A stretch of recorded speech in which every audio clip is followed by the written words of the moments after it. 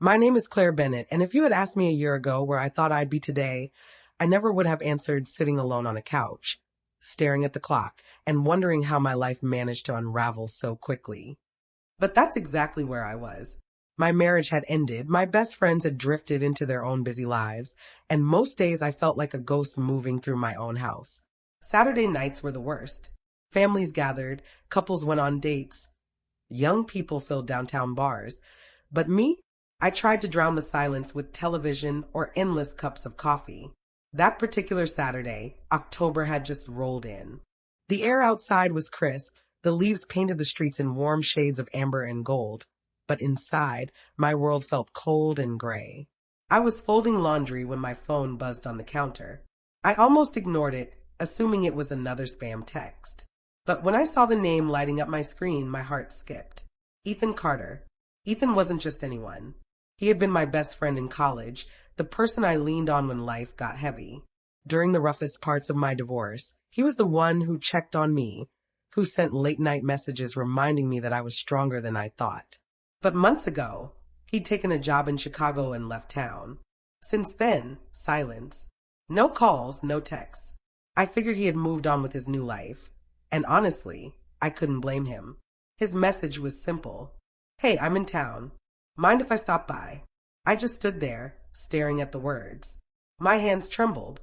It was ridiculous, but I felt a lump rise in my throat. Part of me wanted to say no, I wasn't ready, I didn't look good, my house was messy. But a bigger part of me whispered, don't push him away. So I typed back, sure. Come over. An hour later, the familiar hum of his car pulling into my driveway made my chest tighten. I hadn't realized until that moment just how much I missed him.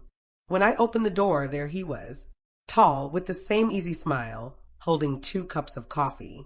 Thought you might need this, he said, handing me one. His voice, warm and steady, filled the empty spaces in my heart. We sat on my couch, and just like that, the months of silence melted.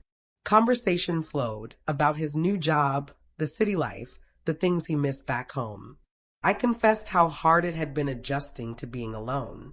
He listened, really listened, the way only Ethan could. At one point, he grew quiet, his eyes lingering on me. Claire, he said softly, I almost didn't come. I wasn't sure if you wanted me here.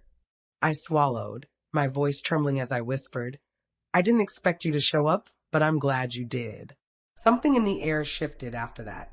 It wasn't dramatic, no lightning bolt or grand revelation, just a quiet truth settling between us, that his presence mattered more than either of us realized. The night stretched on. We laughed over old college memories, shared stories we hadn't told anyone else, and for the first time in months, I felt like myself again. The silence that had haunted my house was replaced with laughter, the kind that made your chest ache in the best way. When he finally stood to leave, the clock showed past midnight. He paused at the door, looked back, and said, Don't let yourself disappear, Claire. You're still here. Don't forget that. After he left, I stood in the quiet, clutching the coffee cup he'd brought.